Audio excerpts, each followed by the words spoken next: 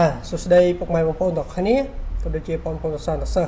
ដូចជាកូនសិស្សរបស់លោកគ្រូផ្ទាល់ដែលរៀនតាមអនឡាញក្តីអញ្ចឹងថ្ងៃហ្នឹងគ្រូចេញវីដេអូមួយទៀតរបៀបតម្លើងកម្មវិធីនិង preset សម្រាប់កែរូបនៅក្នុង Photoshop យើងឲ្យស្អាតណាឧទាហរណ៍បាទគ្រូថាមានរូបនេះមួយចុះគ្រូទាញចូលកម្មវិធី Photoshop របស់យើងអញ្ចឹង preset បែបម៉េចចាំមើលណាហើយរូបលោកមកសិននេះដោយសាររូបភាពរបស់លោកគ្រូជាប្រភេទ raw អញ្ចឹងវាច្បាស់អញ្ចឹង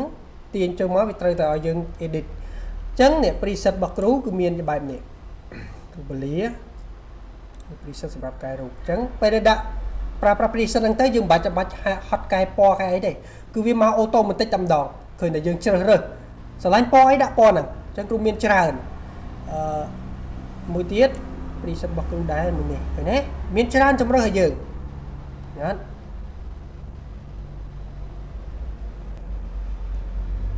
ចឹងរើសស្រឡាញ់រូបមួយណាស្រឡាញ់ preset មួយណាដាក់មួយនឹងគ្រូមានច្រើនឲ្យហើយគ្រូ scroll ទៅលើវិញ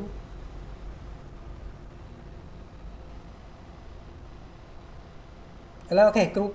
ថាយក preset នេះមួយចុចលើវាគ្រូ open ចឹងវានឹងបានបែបនេះបាន preset កែពណ៌កែអីរួចគ្រូមានកម្មវិធីមួយទៀតគឺនេះយើងមើល zoom មើលមុខរបស់គាត់អត់សូវម៉ត់អត់សូវអីចឹងណា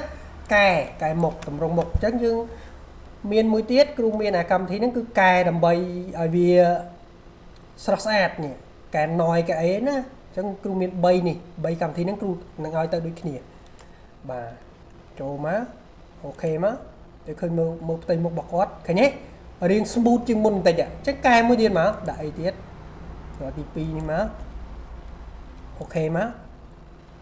បាទឃើញទេសាច់មុខម៉ត់បាត់ហើយអញ្ចឹងយើងឃើញតែប្រើប៉ុណ្ណឹងបានរូបភាពមួយដ៏ស្រស់ស្អាតទាំងផ្ទៃមុខទាំងអីគឺស្រស់ស្អាតតែម្ដង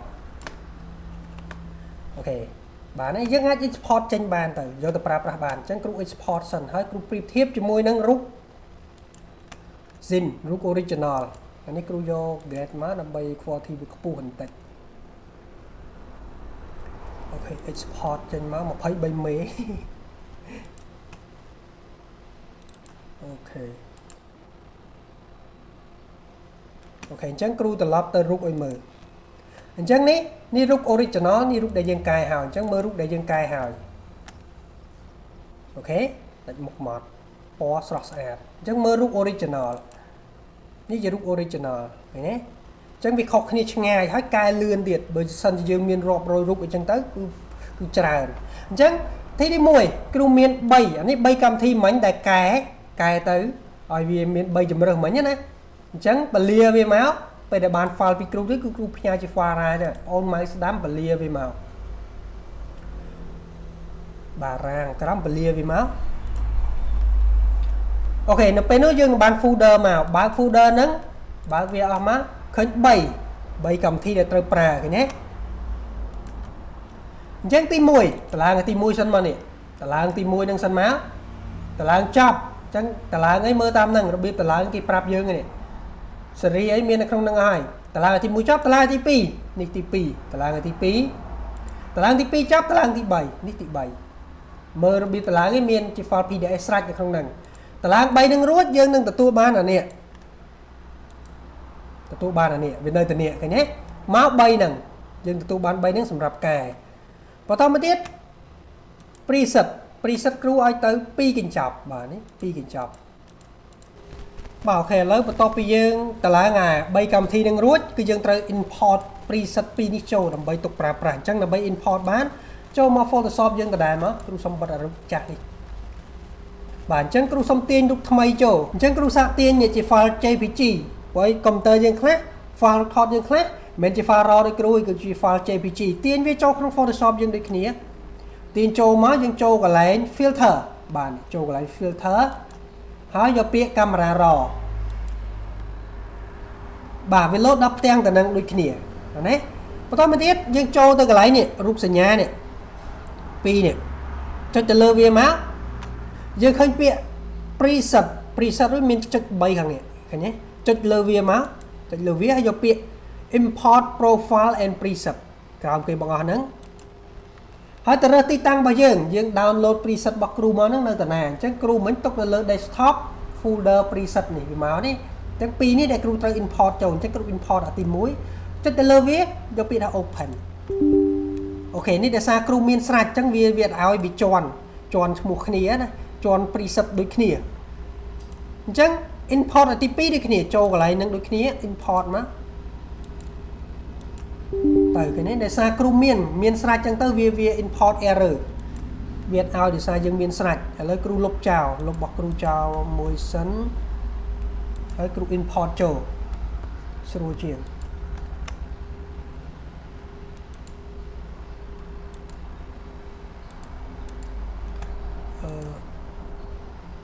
មិនមួយណាខ្លះ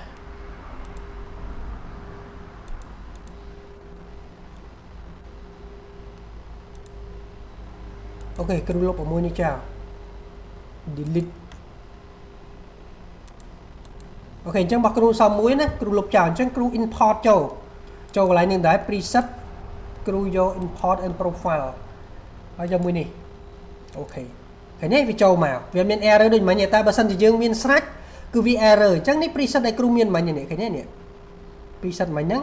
ដែលគ្រូ remove ចោលហ្នឹងអូខេអញ្ចឹងនៅពេលដែលយើងបានរួចយើងអាចប្រើប្រាស់វាបានហើយវា load ចូលមកកន្លែងទៅហ្នឹងពលាវាមកវាមាននេះឃើញទេមានស្រាច់ដែលយើងត្រូវ edit អញ្ចឹងគ្រូសុំយករូបថ្មីមក edit គ្រូទាញរូបបងស្រីពីរនាក់នេះមិនចូលបាទវា load ឲ្យឃើញទេអញ្ចឹងគ្រូចូលទៅកន្លែងតំណឹងគ្រូមានមកនេះឃើញទេគ្រូចង់ edit បាទគ្រូយកហ្នឹងអានេះវាមានច្រើនពេលដែលដាក់បងដាក់ចូលទៅគឺមានច្រើន preset ដែលគ្រូឲ្យទៅហ្នឹងគឺមានច្រើននៅក្នុងហ្នឹងឆ្លាញ់មួយណារាវតាមបត់បែនតាមរូបភាពរបស់យើងឃើញទេអានេះសពេកចាំងពេកយើងទៅចឹងគ្រូត្រឡប់ទៅលើ preset លើនេះវិញអូខេគ្រូថាយកមួយលើ open បានមកឃើញទេតែយើងត្រូវសេរីសាច់មុខរបស់គាត់ឃើញអត់មើលសាច់មុខគាត់អត់សូវ smooth ល្អទេអញ្ចឹងគ្រូចូលទៅ filter បាទក្រោមគេដែលយើងតម្លើង3មុនណាគ្រូយកទី1សិនអូខេបាទឃើញទេចូលទី2 filter ទៅដែរយកទី2ម្ដងអូខេ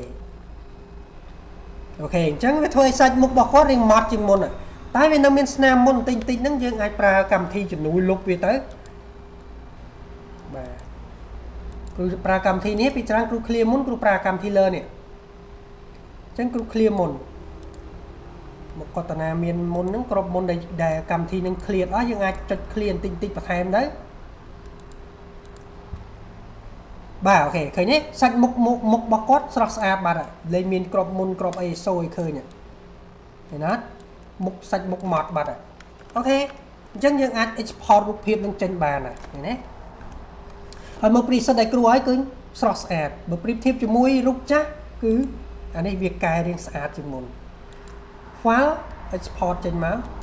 យកជា file JPG មកតែនេះគ្រូសុំយក grade មកដើម្បីឲ្យវាមានមេខ្ពស់1មេបើយើងយក grade ទៅដល់21មេធំអញ្ចឹងតែនឹងគឺយើងបត់បែនខ្លួនឯងពេលដែលធ្វើបាទគ្រូ save មកបាទបានរូបអញ្ចឹងគ្រូយករូបទី2យករូបមួយនេះទៀតចុះគ្រូ edit ឲ្យបាន2 3រូបប្រើប្រាស់ preset ហ្នឹងឲ្យបាន2 3រូបចុះអញ្ចឹងគ្រូចូលកន្លែងតំណឹងតដែរ preset import ចូលគ្រូមើលស្ដែងថា preset ណាដែល symmetry ជាមួយនឹងរូបអីរូបពេលខ្លះវាមិនមែនថាត្រូវតែប្រើ preset មួយហ្នឹងវាបត់បែនតាមពន្លឺនៅពេលដែលយើងថតវាមិនមែនគ្រប់រូបភាពទាំងអស់ស្រស់ស្អាតមកទេអញ្ចឹងបានមាន preset ច្រើនសម្រាប់ឲ្យយើងជ្រើសរើសបត់បែនតាមការងារតាមរូបរបស់យើងដែលត្រូវប្រើគ្រូយករូបទី1ដែរ open បាទអញ្ចឹងបាន preset រួចគ្រូ clear ដូចគ្នាប្រើ3ហ្នឹងលឿនរូបច្រើនរាប់ពាន់យើងចំណាយពេលអង្គុយ edit តែ4 5 10ទៅ20នាទីអាចរូបបានរាប់រយរូបអូខេបាទតែប៉ុណ្្នឹងមកឃើញទេមុខគាត់ស្រស់ស្អាត symmetry ពណ៌ color នៃរូបភាពហ្នឹងគឺស្អាតតែម្ដងអាច import ចេញបានលឿនជួយការងាររបស់យើងបានលឿនអញ្ចឹងពេលដែលយើងថាចង់ផ្ដិតអីគួរតែព្យាយាមយកអាប្រភេទ grade នេះទៅដើម្បីឲ្យរូបវាមានមេធំ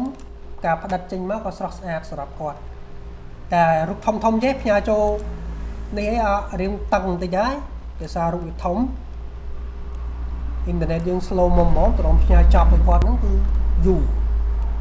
អូខេរូបនេះដូចរៀងខ្មៅឃើញទេរូបខ្មៅអញ្ចឹងយើងគួរតែជ្រើសរើស preset មួយណាដែលថាដាក់ទៅវាឡើង preset ទី1ទី2អូខេយើងប្រៀបធៀបតែ preset 2នេះរៀងកម្ៅដល់ពេលនេះរៀងមិនពលឺជះទៅអញ្ចឹងគ្រូសុំយកទី2ហ្នឹង open វាមកអញ្ចឹងมันមាន preset ច្រើនសម្រាប់ជ្រើសរើសឃើញទេស្រស់ស្អាតគ្រូថែម2ហ្នឹងទៀតទៅយើងតេស្តខ្លួនឯងប្រើ13ក៏ប្រើទៅតែគ្រូពីច្រើនប្រើតែ2ដោយសារ2ហ្នឹងគឺកែស្រួលបានស្អាតហើយបើគ្រូដាក់យកដល់ក្រោមមួយទៀតក៏បានឥឡូវគ្រូយកក្រោមមួយទៀតហើយចាំផ្គូផ្គងប្រៀបធៀបខ្លួនឯងថាប្រើទៅវាមិនអូខេដាក់ក្រោមមួយទៀតទៅឃើញទេបានដូចគ្នាអញ្ចឹង import រូបចេញមកស្រស់ស្អាតលឿនការងាររបស់យើងជួយបានច្រើនស៊ីពេលវេលាចំណេញពេលវេលាតែប៉ុណ្្នឹងទៅលុយសុទ្ធបាត់មកដល់យើងអូខេគ្រូនិយាយលេងទេបើ export ចេញមកអញ្ចឹងសម្រាប់ពុកម៉ែបងប្អូនដែលទទួលការងារផ្ដិតរូបថតរូបអីហ្នឹងកែហ្នឹងចង់បានលឿនគឺបែបហ្នឹងខ្ញុំសុំយកមករូបទៀតចូលគឺលឿនមែនតើពេលដែលយើងមាន preset ប្រើចេះណាបាទគឺរូបភាពរបស់យើងទាំងការកែទាំងអីគឺមកស្រស់ស្អាតបែបធម្មជាតិដាក់ឲ្យអតិថិជនគាត់ចង់បានតែម្ដងឃើញតែឃើញរូបរបស់យើងគឺស្រស់ស្អាតតែម្ដងមាន color មានអីហើយលឿនទៀតការងាររបស់យើង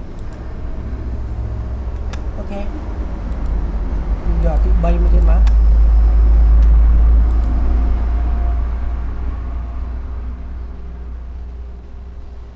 បាទ import រូបចេញ good យក grade 2មេខាងបានមេ46មេបាទរូបមួយលេងធំចេះបាទអញ្ចឹងយើងអាចទម្លាក់បានណាពុកម៉ែបងប្អូនពេលខ្លះមិនបាច់យកធំដូចគ្រូចេះទេអាចយកតាមណាដែលយើងគិតថាសមរម្យសម្រាប់ file រូបថតមួយហ្នឹង46មេមួយរូប46មេលេង1000 2000រូបអីទៅងាប់ហ่ะហាត់ internal មកទេពីទេមិនដាក់រូបអស់អូខេអញ្ចឹងអរគុណច្រើនវីដេអូមួយហ្នឹងគ្រូសុំចេញតែប៉ុណ្្នឹងឯងបាទគឺចែកម្លែកនៃការប្រើប្រាស់ preset សម្រាប់ជាជំនួយក្នុងការកែរូបបានលឿនរាប់រយរូបក្នុងពេលតែត្រឹម1ម៉ោងឯងយើងអាចកែឲ្យអតិថិជន print ចេញផ្ដិតចេញឲ្យអតិថិជនបានអូខេអរគុណច្រើនជួបគ្នានៅវីដេអូក្រោយទៀតហើយអូខេ preset ហ្នឹងគ្រូនឹងដាក់ឲ្យក្នុង Telegram ចាំតាក់ទងមក Telegram គ្រូមកគ្រូនឹងផ្ញើឲ្យ